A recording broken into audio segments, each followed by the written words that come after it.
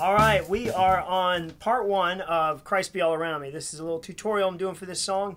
I had some requests for this. Now, the very first thing that I want to cover as we get into this, just to get right into it, is we want to cover the really understanding what key we're playing in. Okay, now I start almost every tutorial off with this because I can't emphasize it enough. And I also do another video, a very short video on playing through the key in this song. It's called The Key is the Thing, and you may want to reference that as well. But I'm going to give you just a quick little preface on the key. So when we're doing this song is written in the key of D. And what that means, it's a major key, so therefore we're using the notes of the D major scale for the cover of the song, for the recording. And so those notes are D, E. If you look on a sheet, on a lead sheet, you're going to have, on the musical staff, you're going to have two sharps. Okay, you're going to have D, E, F sharp is your one sharp, G, A, B, and then C sharp is your second sharp, D. So here you go, D, E, F sharp, G, A, B, C sharp, D. And those notes are going to be the notes that you are going to be able to play this entire song in. Right there, you can play that entire song just with these notes. Now, you're going to want to move around and not do exactly those notes. You're going to want to not do those octaves. You're going to want to play around with it. So, with that said, you want to know where your notes are on your neck, okay? So make sure you know where the D is. There, and there, and there, and there if you have a 5-string. There, you know, everywhere you can find the D, you know, make sure you know where the D is. Make sure you know your major scale, because if you know your D major scale, then you're going to know it everywhere on the neck, and you're also going to know every other major scale, at least by the pattern. Because with the bass, you're going to be playing the major scale for a G the same way you played for a D, just a different part of the neck. Same pattern though. Okay, so this is going to be invaluable to you. The more you get to know the notes on your neck, the better off you're going to be. I'd really encourage you to use tabs as you need to, because I know they're really popular right now and have been popular, but I would really encourage you to learn your neck, to learn notation. I don't read very well personally, but I can get away with, you know, if something's put in front of me, then I can at least figure it out, I think, quickly enough to get it going. So, but as a bassist in a worship setting, you're going to primarily be looking at worship charts, or what I have here, this lead sheet. Make sure you can see that. Yeah, this lead sheet. So this is one that I've played at another church, and it is they wrote this song out in A. So many times the recording is going to be different from what is played at the church, simply because the range of the congregation is going to have to be lower a lot of times. So with that, let's take a look at this song. Now, like I said, it's written in D, so we have, for the recording, we're going to play out of the D major scale. If you are playing, this song is written in A, if we're going to play it in A, then I know, okay, here's my position right here. A major scale, because it's written out in A major. There's my A major scale, okay? Okay, so let's get down to working out the first part of this song. And the intro on the recording, it starts off with D. And what I'll do a lot of times in a quiet song like this, I will play it an octave higher. So I'll play on the upper register. And so the first note is D, 12th fret D string. Okay, next note is C sharp. After that we go B, and then we end on a G. Okay, so that's the first part of the verse. And then you have, well, I mean, that's pretty much the verse. Okay, then it repeats. Now back to the key, just to kind of remind you, you have the major scale right here. So you're using the 4th note, the 6th note, the 7th note, and the 8th, or the octave, for this verse. D, C sharp. Okay, so D would be the 8th, or the octave would be the root note. 7 is the C sharp. 6 is the B. And then we go to the G, okay, which is the 4th. All right. all that is pretty cut and dry. You really just play either, and you could choose to play, your worship leader may say, hey, will you play an octave lower for this, just to give some more bottom. That's cool. And just, just try to be as workable as you can be with, flexible as you can be with your worship leader, because they all have different needs and desires and tastes, so kind of just work with them best you can. Okay, the thing you want to do, though, is think about, how am I going to go from one chord to the next? A lot of times we could do what I just consider a straight flight from point A to point B. So we just go from D to C sharp. And we just do a straight flight once again to B. And we do another one to C. So another way of doing this, it's kind of like if you look on your smartphone and Siri gives you a few different routes when you're looking to go somewhere. You have a few different routes. One will take you this long, one will take you that long.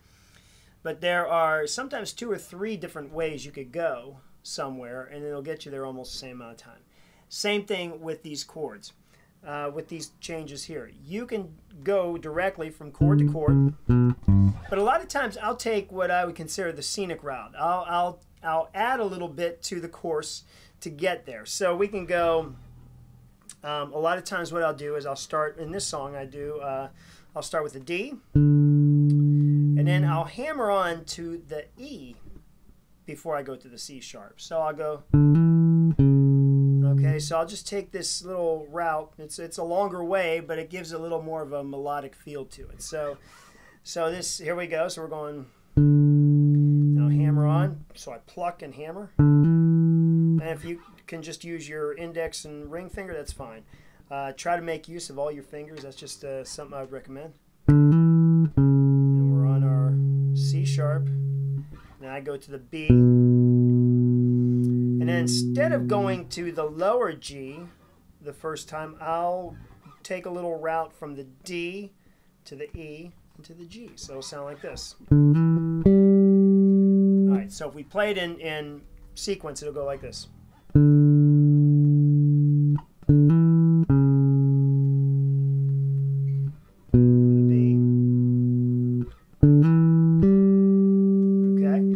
So once again, I'm using the notes, I'm just using the notes in that major scale. Okay, now you can use some notes outside of it, that's fine. But right now, the simplest way to get going on this, if you're new to this kind of playing, you can do it in this way. And then when the singing starts or comes back in, I'll go down to the lower octave. Okay?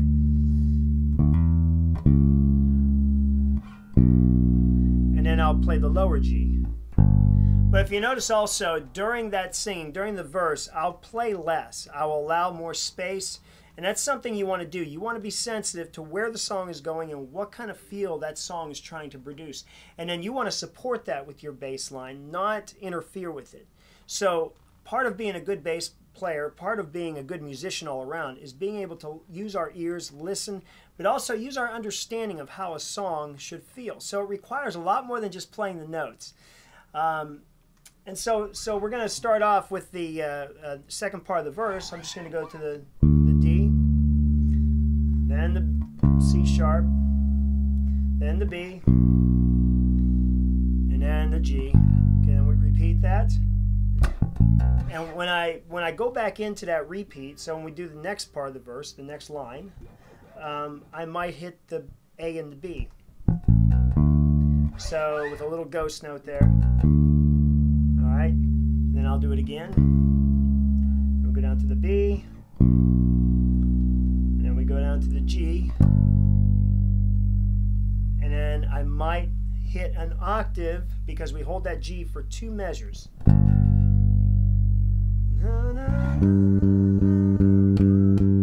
So that's what we'll do with that, and then we go into the chorus. So as we're going out of the verse into the chorus, I think it actually goes up to the A. Sorry about that, but so it'll go, and the chorus starts on the G. And a lot of times the chorus, now the drums are in, you have a lot more build going on, so you want to keep on the lower notes, in my opinion, and kind of ride the kick drum, D. So what you got here is a G, then the D, then the B,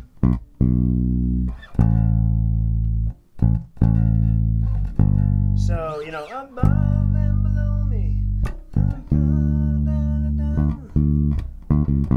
So sometimes then I will go, you could just walk down the scale again to each note. So if we go, so you can walk up or down the scale to get to each note. So if you're going from the G to the D, you could just simply, once again, you're staying in that D major scale. Okay, so you got a 5 string, you can start it down here. So if I start on the G for the chorus, it's going to go.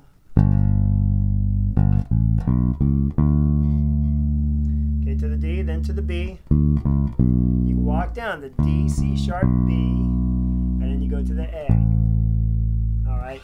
So that's the first part of this song. Okay, so just to kind of get you used to doing the chorus, or I'm sorry, the verse, starting off on upper register and then coming down into the second part of the verse, using the same notes but just a lower octave. Then going into the chorus, we're using the lower notes as well, and playing more of a driving, matching, working with the kick drum on that during the chorus especially. Secondly, we talked about a little bit of technique about going from chord to chord, and you can go directly, just one to the next, or you can take the scenic route, as I call it, and play a little melodic portion in between. So we talked about hammer-ons, but always maintaining that we're staying in the same key. We're playing the notes of the D major scale if we're in the key of D. So for the next part, we're going to look at how do we shift from the key of D to the key of A, or to the key of C sharp, or D flat, whatever is thrown at you in the worship service, or hopefully in the worship rehearsal. And how can you comfortably shift from one key to another and still play comfortably and with confidence during that. So I look forward to talking to you about that, and we will see you soon.